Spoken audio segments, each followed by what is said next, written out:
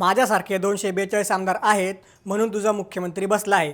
मुख्यमंत्र्यांना जाऊन विचार मी कोण आहे। हे आक्रमक आव्हान तुम्हाला आठवतंय का? हे आव्हान कोणी दिलं होतं? तर खानापूर आटपाडीचे शिवसेना एकनाथ शिंदे गटाचे आमदार सुहास बाबर यांनी। थेट भाजपच्या बड्या नेत्यांना आव्हान देणाऱ्या या सुहास बाबरांचं नुकत्याच झालेल्या जिल्हा परिषद आणि पंचायत समिती निवडणुकांमध्ये नक्की काय झालं? ज्या निवडणुकीसाठी संपूर्ण महाराष्ट्राने श्वास रोखून धरला होता, ज्या निवडणुकीकडे राज्याचं लक्ष लागलं होतं, त्या निवडणुकीचे निकाल अत्यंत धक्कादायक आले आहेत। सांगलीच्या खानापूर तालुक्यात 4 जिल्हा परिषद आणि 8 पंचायत समितीच्या जागांसाठी मतदान झालं होतं आणि या निकालांनी संपूर्ण राजकीय वर्तुळात आता खळबळून दिली आहे। या सर्वच्या सर्व 12 जागांवर आमदार सुहास बाबर यांनी भाजप आणि इतर सर्वच पक्षांचा अक्षरशः सुपडा साफ केला आहे। खानापूर तालुक्यातील 4 जिल्हा परिषदा आणि 8 पंचायत समितीच्या निवडणुकांमध्ये आमदार सुहास बाबर यांनी एक हाती वर्चस्व मिळवलं आहे। पण नक्की हा विजय कसा मिळवला? सुहास बाबर यांचा राजकीय इतिहास नेमका काय आहे जाणून घेऊया या व्हिडिओच्या माध्यमातून। नमस्कार, मी महेश आणि तुम्ही पाहताय थोडक्यात। या विजयाची खरी कथा सुरू होते निवडणुकीच्या प्रचारापासून। खानापूर आटपाडीमध्ये महायुती असूनही शिवसेना एकनाथ शिंदे गट आणि भाजपमध्ये विस्तवही जात नव्हता। भाजपच्या काही पदाधिकाऱ्यांनी आमदार सुहास बाबरांवरती वैयक्तिक टीका केली आणि तिथूनच या वादाला तोंड फुटलं। एका जाहीर सभेत आमदार सुहास बाबर यांचा संयम सुटला आणि त्यांनी थेट बॅटिंग सुरू केली। त्यांनी भर सभेत गर्जना केली की माझ्यासारखे 242 आमदार आहेत म्हणून तुझा मुख्यमंत्री बसला आहे। मुख्यमंत्र्यांना जाऊन विचार मी कोण आहे। या विधानाने राज्याच्या राजकारणात भूकंप झाला। भाजपचे नेते मंत्री गिरीश महाजन यांनी यावर तीव्र संताप व्यक्त केला होता। महाजन म्हणाले होते की सुहास बाबर यांची ही पहिली टर्म आहे, ती शेवटची ठरू नये। गिरीश महाजन यांनी दिलेल्या या इशाऱ्याने राजकीय वातावरण इतकं तापलं होतं की विटा आणि आटपाडीच्या गल्लीबोळात याच्या चर्चा रंगल्या होत्या। गिरीश महाजन यांनी आमदार सुहास बाबर यांना लहान आहेत, नवीन आहेत, राजकारण समजून घ्यावे असा सल्ला दिला होता। मात्र सुहास बाबर यांनी हा अपमान न मानता त्याला आपली ताकद बनवलं आणि विरोधकांना त्यांच्याच भाषेत उत्तर देण्याची तयारी सुरू केली। पण आमदार सुहास बाबर तिथेच थांबले नाहीत।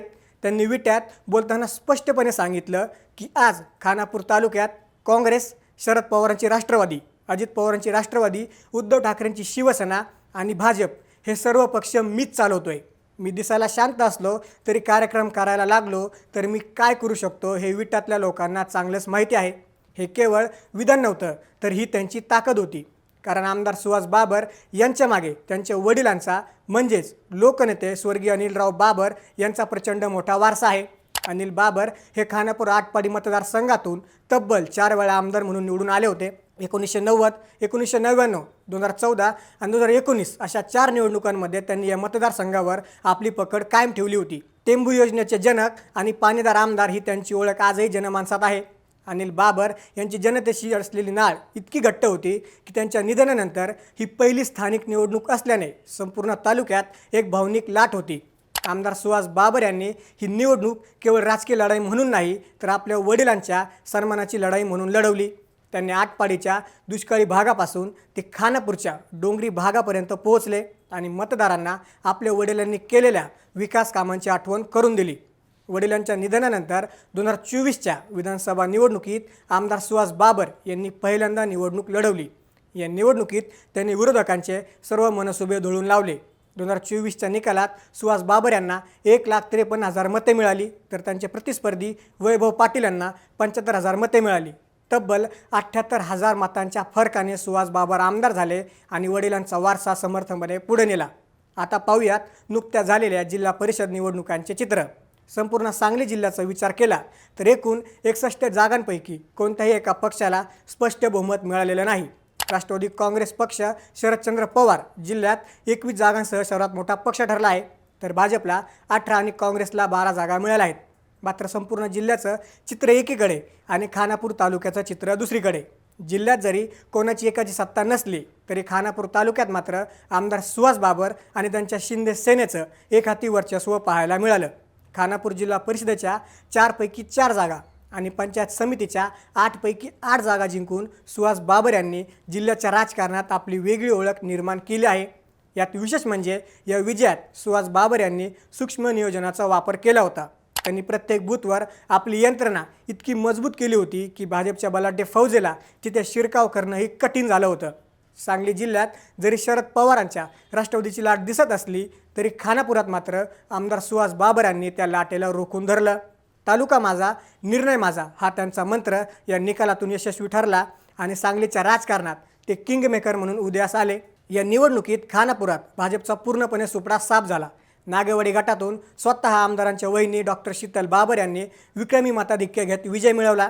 ज्या भाजपने सुहास बाबरांना शेवटची टर्म असेल असा इशारा दिला होता, त्याच भाजपला खानापूर तालुक्यात साधा भोपळाही फोडता आलेला नाही.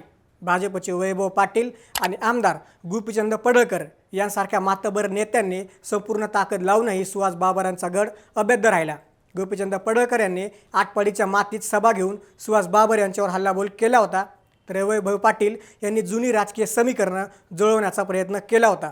पण आमदार सुहास बाबर यांनी या दोन्ही नेत्यांच्या रणनीतीला खिंडार पाडलं. कार्यकर्त्यांच्या फौजीला सोबत घेऊन त्यांनी ही निवडणूक अक्षरशः हायजॅक केली होती असं म्हटलं तर वावगं ठरणार नाही. विजयाचे आकडे स्पष्ट होताच आमदार सुहास बाबर यांनी विटा शहरात शड्डू ठोकून जल्लोष केला.